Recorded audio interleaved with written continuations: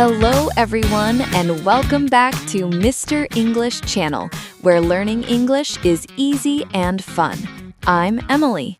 Hi, Emily. Hello, everyone. It is so wonderful to see you today. I'm very, very happy to be here. I am feeling great. I am happy to hear that, Paul. You look very happy. Did you have a good morning? I did. I had a big breakfast.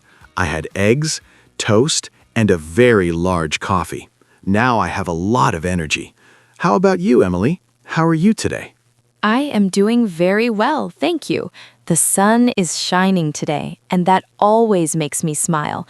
I love the sun. It makes everything look beautiful. It really does. It is a perfect day for a podcast. Yes, it is. I am very excited because today we have a very special topic. Many of our friends ask about this. Oh, I think I know what it is. Is it about how to talk better? Yes, exactly. Today we are talking about the best way to sound more fluent in English. Wow, that is a big topic. Fluency is very important. Everyone wants to sound natural when they speak. They do, and it is not as hard as people think. You do not need to know every word in the dictionary to sound fluent. That is good news, because there are many, many words in English. Yes, too many. But before we share our secrets and tips, we have a small favor to ask our wonderful listeners. Yes, everyone, if you like our chats and you want to help us, please click the like button right now. It is a small click for you, but it is a big help for us. It really is. And please subscribe to Mr. English Channel. When you subscribe, you never miss a new episode. We want to help you learn every week. And don't forget to share this with your friends. Maybe you have a friend who is also learning English. Share the fun. Thank you, everyone. Your support is amazing. Okay, Paul, are you ready to talk about fluency? I am ready. Let's go. So, Emily, what does fluent mean? Does it mean speaking very, very fast? That is a great question, Paul. Many people think fluency is about speed. They think if I speak fast, I sound like a native speaker, but that is not true. Oh, so fast is not always better?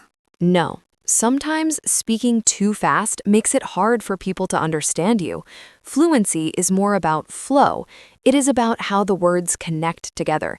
It is about sounding natural and relaxed. Ah, I see. Like a river. A river flows smoothly. It doesn't have to be a fast river. It just has to be smooth. I love that example. Yes, a smooth river. So our first tip today to sound more fluent is something very simple. It is about contractions. Contractions. That is a big word. What does it mean? It is when we put two words together to make them shorter. For example, instead of saying I am, we say I'm. Oh, I do that all the time. Instead of it is, I say it's. Exactly. This is the biggest secret to sounding fluent. In textbooks, we see I am happy, but in real life, friends say I'm happy. I'm happy. Yes, it sounds much more natural. It sounds less like a robot. Yes. If I say I am going to the park because it is a nice day, it sounds a bit formal. But if I say I'm going to the park because it's a nice day, it sounds like a real conversation. I'm, you're, he's, she's, we're, there. These are so important. They are. And also the negative ones. Do not becomes don't. Cannot becomes can't. I use don't a lot. I don't like cold weather. Perfect. When you use don't instead of do not, your English flows better. It connects the ideas faster. That is a very easy tip. Anyone can do that. Just use the short version of the words. Yes, it makes a huge difference. Now, Paul, do you have another tip for our friends? Let me think. Oh, I have one. To sound fluent, I think we need to use connecting words. Connecting words? Tell me more. Well, sometimes beginners speak in very short sentences. They say, I like apples, I like oranges, I like bananas. That is a lot of sentences for fruit. It is. But a fluent speaker connects them. They use words like and, but, and so. For example, I like apples, oranges, and bananas. Yes, or I wanted to go for a walk, but it started to rain. Exactly. But is a very powerful word. It connects two different ideas. It makes the conversation feel like one long piece, not many small pieces. I agree. Because is another great one. I am tired because I worked a lot today. Using because helps you explain your feelings. It makes you sound like you have a lot to say. It shows you can build a bridge between your thoughts. A bridge? I love your examples today, Paul. First a river, now a bridge. You are very poetic today. Thank you, Emily. I am trying my best. So we have contractions like I'm and don't, and we have connecting words like and, but, and because. What else? Oh, I have a fun one. To sound fluent, you need filler words. Filler words? You mean words like well and actually? Yes, and or let me see. Wait, are those good words? My teacher always said, don't say. Well, in a presentation at school, maybe is not great. But in a real conversation with friends, filler words are very natural. They give you time to think. That is true. If someone asks me, Emily, what is your favorite movie? And I stay silent for 5 seconds, it feels strange. Yes, silence can be awkward. But if you say, well, let me see. I think my favorite movie is Toy Story. It sounds very fluent. Well, let me see. Yes, it shows that I'm thinking in English. It fills the empty space while my brain looks for the word. Actually is a good one too. Actually, I don't like pizza. I prefer pasta. I love actually. It sounds very smart. And is another one people use a lot. It's a beautiful day, Yes. Is like a little invitation for the other person to agree with you. It makes the conversation friendly. So we have these small words that help us sound like we are not reading from a book. Because real English is messy. It has ums and wells and actuallys. It does. Real English is not perfect, and that is okay. That is a very important point, Paul. Many learners are afraid to speak because they want to be perfect, but native speakers are not perfect. We make mistakes too. We really do. Sometimes I forget a word or I use the wrong grammar, but I just keep talking. And that is the secret of fluency, keeping the conversation going. If you make a mistake, don't stop. Don't go back and fix every tiny thing. Just move forward. Like the river. The river doesn't stop for a small rock. It just flows around it. Exactly. If you say, he go to the shop instead of he goes, don't worry, the person listening still understands you. If you stop to fix it, the flow is broken. I think confidence is a big part of fluency. If you look confident, you sound more fluent. I agree. If you speak with a smile and you look at the person, they don't notice the small grammar mistakes. They just enjoy the conversation. So stand tall, smile, use your contractions, and keep going. Yes, and another tip I have is about listening. To sound fluent, you have to listen to how people really talk. You mean like listening to this podcast? Yes, podcasts are great because they are natural conversations, but also music and movies. Listen to the rhythm of the language. Rhythm, like a song. Exactly. English has a rhythm. Some words are long and loud, and some are short and quiet. I want to go to the store. I want to go to the store. Ah, the word store is the important part. Yes, in English, we stress the important words. We don't say every word with the same power. I am happy to see you. I am happy to see you. Oh, I hear it.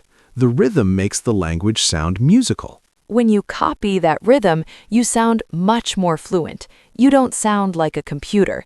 Computers speak like this. I am happy to see you.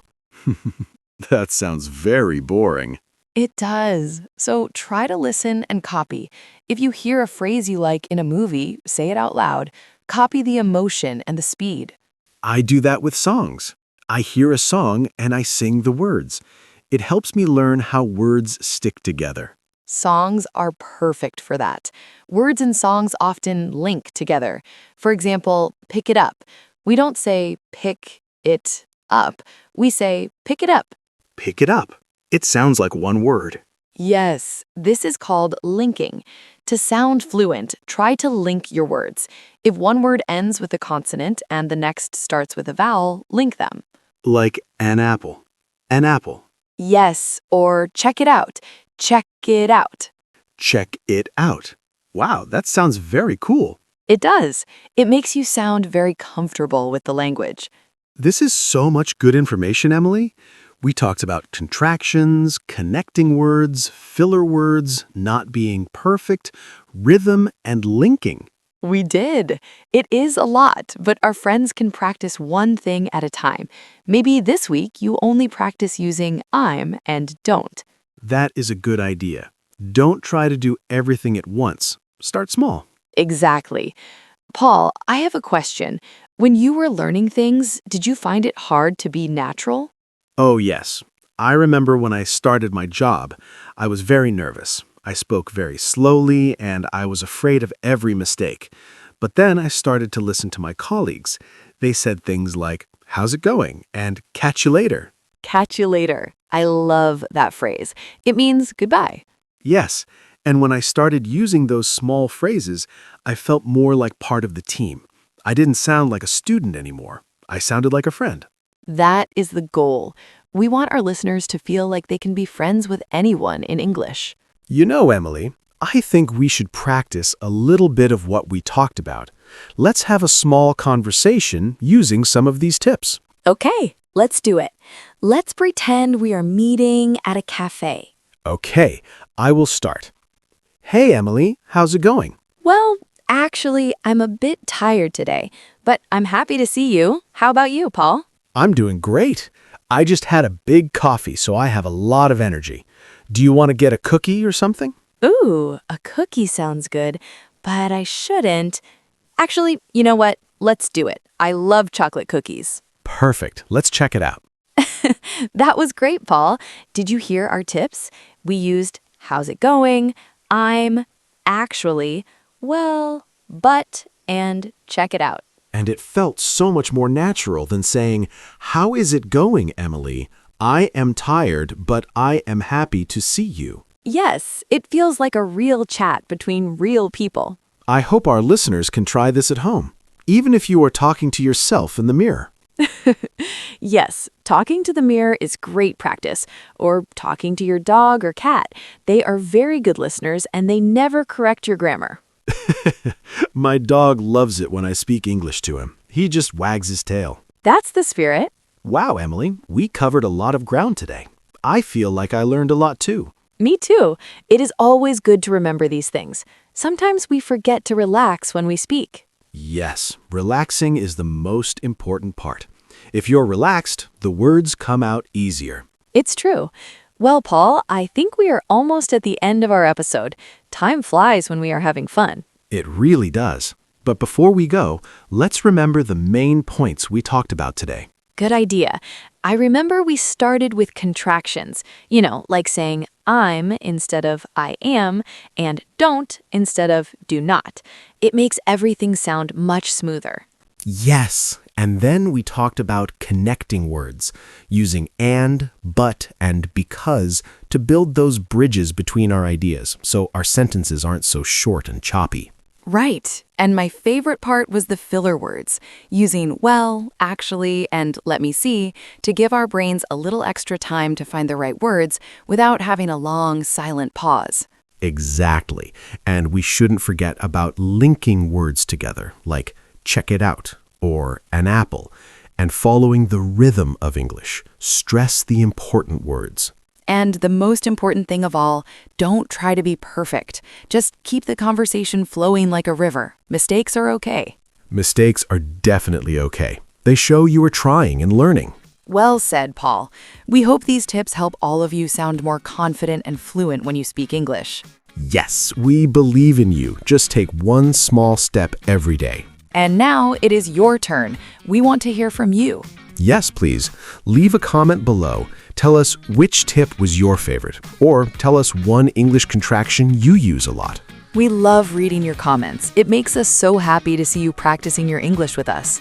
And if you haven't already, please subscribe to Mr. English channel and share this episode with a friend. Thank you for listening today. It was a pleasure as always, Paul. The pleasure was mine, Emily. I am going to go find another chocolate cookie now. Save one for me. I will. Goodbye, everyone. Bye for now. See you in the next episode. Bye-bye.